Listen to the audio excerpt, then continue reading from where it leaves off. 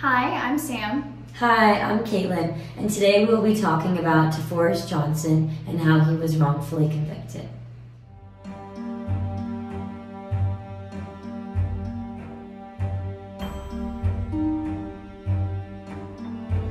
So it all started on July 19th, 1995, around midnight. William Hardy was working as a security guard for the Crown Sterling Suites Hotel in Birmingham, Alabama.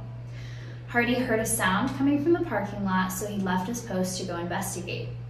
As he was headed towards the noise, he was shot twice, once in the hand and again in the mouth, which would prove fatal. Witnesses at the scene claim they saw a car speeding away after the incident. William Hardy was a 49-year-old black man working as a police officer for over 20 years. Everyone who knew him said he was very likable and a wonderful husband and father. Hardy's connection to the rest of the police department made this case very intense. It was like priority number one on their agenda because, you know, this was their friend and their colleague and somebody that they cared about. Yeah. And so as the night of Hardy's death went on, police stopped several cars in what's known as pretext stops. So that's like there's no real reason for the car to be stopped other than they're looking for whoever committed this crime and drove away. Interesting. So they can kind of just stop whoever. So as the case progresses, 6 black men and 1 black girl were arrested for crimes associated with Hardy's murder. 4 of these people were charged and 2 were tried. The 2 who were ultimately tried were Toforest Johnson, who was 22 at the time, and Adragus Ford, who was 21. That night in 1995, the 2 men had been in a nightclub on the opposite side of Birmingham, so I actually did like the Google Maps of how far it would be to this club, and it was like an hour and 45 minutes away from the hotel that the crime happened at. So like a pretty good distance. A pretty distance. So 10 witnesses testified to seeing Johnson at this club, all the way across town. At almost the exact time Hardy was killed, phone records show Ford, who's Johnson's friend, called a girl named Yolanda Chambers. Johnson and Ford then went to pick up Chambers and her friend, Latonya Henderson, to go get something to eat. So this is all happening like as the crime against Hardy is taking place. Like the phone records show this is happening at the same time. At about 4 a.m., so several hours after the murder, a police officer saw these 4 individuals in a motel parking lot about 5 miles outside of Birmingham. So at this point, they left the city. He claims he approached them because he had received a call about this suspicious vehicle, but later admitted he only questioned them because law enforcement was looking for Hardy's killer. The officer searches their car but does not find anything. However, Johnson had a warrant out for his arrest due to a traffic violation, so he was arrested on those charges and taken to jail. Just for a traffic. Just for a traffic violation. I couldn't really find more info about it. I don't know if he maybe missed like a court appearance, because that kind of happens a lot. But yeah, so he's arrested and detained. They let the 3 other people go. And at this point, the officers have literally 0 evidence to tie Johnson to Hardy's murder. But like they're desperate for answers. They want to find, you know, what happened to their friend, their colleague, what's happening. This is where the state's star witness, Yolanda Chambers, comes in. So if you recall, Chambers was the girl that Ford had called and later picked up the night of the crime. She was present during the stop and during Johnson's arrest. William Hardy also was associated with the Chambers family. So Yolanda's mother actually called Yolanda the next day and said, hey, like, do you know anything about this? Because, you know, we know him and we're so sad that, you know, this crime happened. And Yolanda said to her mother that like she may know something because she had talked to the officers when Johnson was being arrested and when they were kind of detained for a bit. So she was like, I might know something. And as time went on and Hardy's case went nowhere, the governor began offering a $10,000 reward for any information that would lead to an arrest. Yolanda's mother believed Yolanda knew who committed the crime, because she had mentioned that she may have some information, and sent Yolanda with an attorney to collect the reward money in exchange for information. So Yolanda Chambers and Latonya Henderson, both girls who were with Johnson and Ford that night, were questioned super intensely by the police. Keep in mind, Chambers is 15 at this time. So, I mean, she's super young, super impressionable, probably very scared to be in this situation.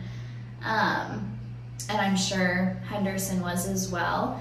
But during this round of questioning, the first round, the girls told exactly the same story, claiming they had no idea who murdered Hardy. They had been picked up and gone to a different part of Birmingham. They were not at the crime scene, things like that. However, the officers didn't believe them. They said, "We will put you in jail because we think you're not giving us the information we want." Allegedly, Henderson and Chambers met up once they were released from the first round of questioning. And Henderson said, she's going to tell the truth no matter what. She doesn't want to send somebody who's potentially innocent to jail for a crime they didn't commit, right? Exactly. So, but Chambers actually said she would lie if it meant avoiding jail time. And I don't want to pass judgment on her because I think that's a really difficult space to be in, especially at 15 when you're like a young woman being threatened by the police. Like that's definitely really difficult. So that's not to blame her. That's just to say she definitely was more willing to do what it took to not receive jail time herself, which is, fair enough. But when the girls were questioned yet again, Henderson said she had no idea who murdered Hardy and was charged with hindering the prosecution and sent to juvie for months. Chambers, however, began to tell the police everything she knew. First, Chambers claimed that Hardy was murdered by a 6-foot, 200-pound man with a gold tooth. After this man was arrested, though, she changed her story, instead blaming Quentin McLean. After this, she changed her story again and said it was Reggie Richardson. This was one of several stories she told the police, but she ultimately always recanted them. Every time they would find the man and arrest him, she would say, "Oh, no, actually, that's not the guy who did it," And this just isn't surprising when you consider that the police were threatening her with prison during these interrogations unless she gave them some information, even though all of the evidence at this point, the phone records and everything, make it literally impossible for her to have witnessed the murder. At this point, though, the police were just still treating her as their star witness when, they had to have known she didn't know anything. You change your story that many times, you become very, unreliable, So in one of her final versions of the events that happened that night, Chambers claimed her, Henderson, Johnson, and Ford, along with 3 other men, were there the night of the murder. She first stated that they went to the hotel to complete a drug deal, but then changed her story a little bit, saying it was to attack a man who was living in the hotel or staying in the hotel. She said Hardy showed up in the parking lot because he heard noise, where Toforest Johnson got spooked and shot him. She said that is when they all fled the scene. So this confession from her resulted in all the people mentioned in her story being arrested. So Henderson was already in juvie, but Johnson, Ford, and the 3 other men that she mentioned all at this point have been arrested. At the first hearing, however, for the murder, Chambers' story changed yet again. She said she'd been mistaken and that it was Barry and Wilson, who were 2 of the other men that she had supposedly been with that night, who had shot Hardy, not Johnson. Yet, the lead investigator in the case actually brought a different story to the grand jury, saying Barry and Ford shot Hardy. So at this point, they're just taking her testimony and twisting it however they feel like. Right. There's no certainty anyway. Yeah.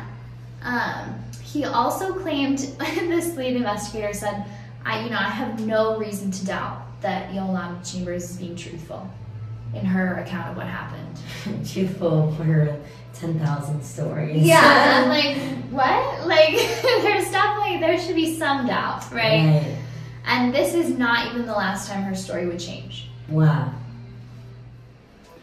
So Ford's lawyer had Chambers take the stand under oath where she actually admitted that she knew nothing about the crime and was nowhere near the hotel that night. So why are you talking about it? Yeah, I mean, that just goes back to what she had told police originally, right? I don't know what you're talking about, I wasn't there, blah, blah, blah.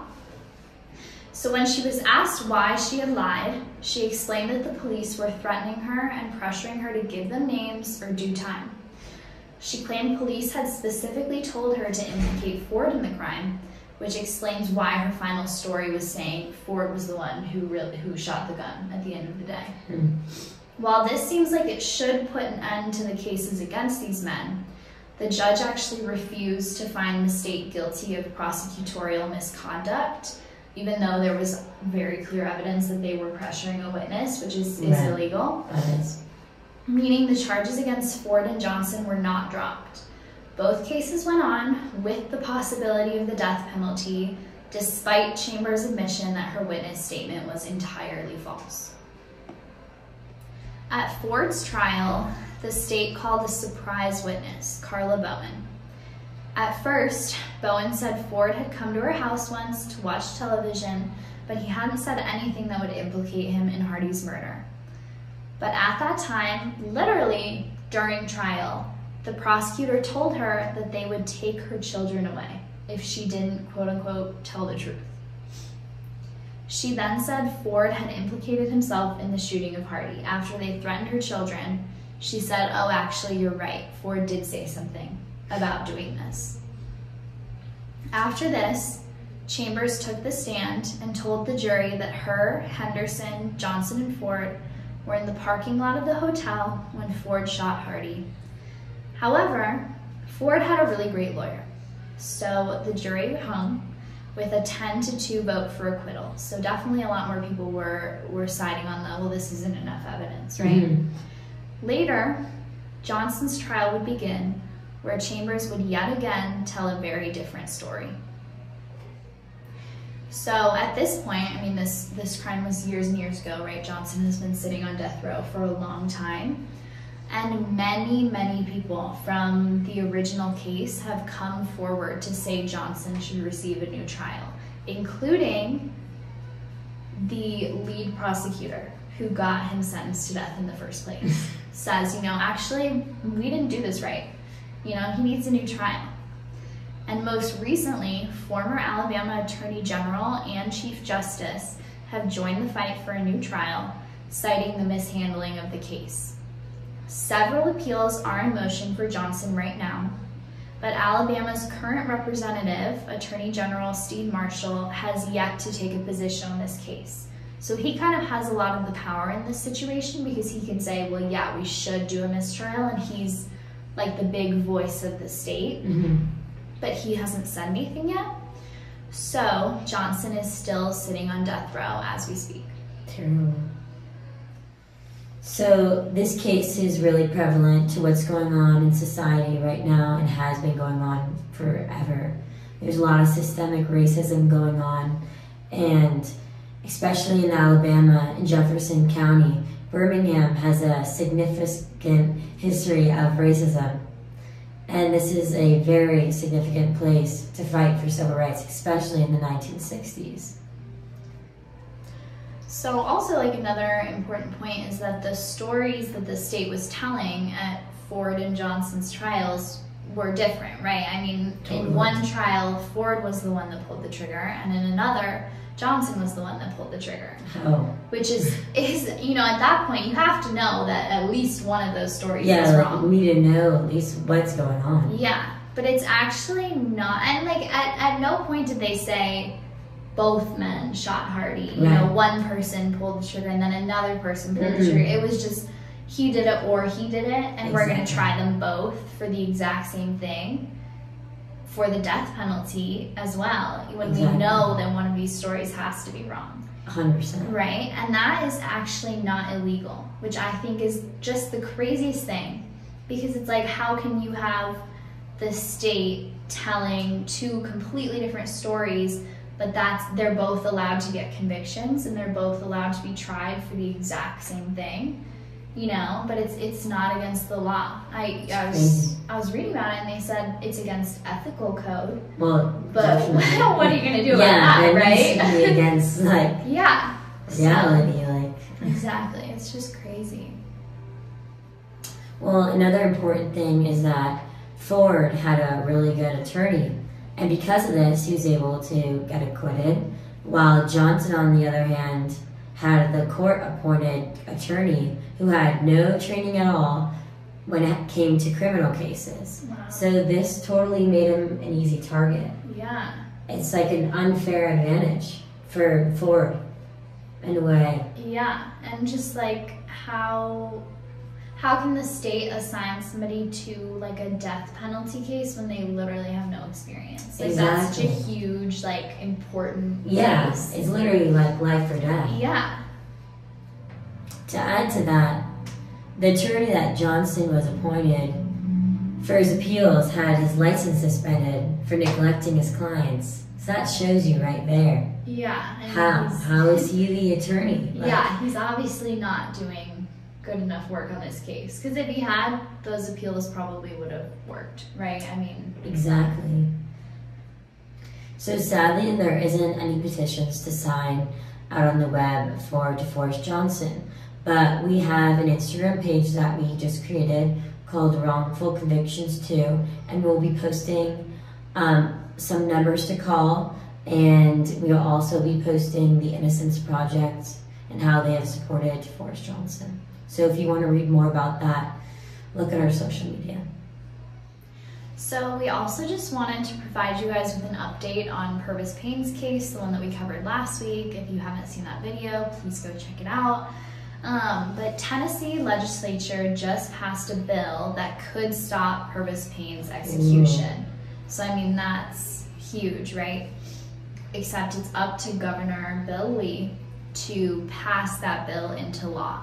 So it's very close. Basically, what the bill does, from my understanding, is it expands sort of the scope of the intellectual disability law that was already in place, where it's unlawful to convict somebody with an intellectual disability to death row. So this bill would just kind of expand that so that, you know, Purvis Payne could ensure that his case was seen as an intellectual disability case, and he receives some sort of justice, a new trial, etc. So we are really hopeful about that. We just want to urge you guys, please keep signing the petitions that we posted last week. Please keep doing everything you can for Purvis Payne, calling Governor Bill Lee, telling him, you know, please pass this bill, because your support is just really going to be the most influential thing for this bill and for this case. Thanks for watching our video. Stay tuned for next week's video. Bye. Bye.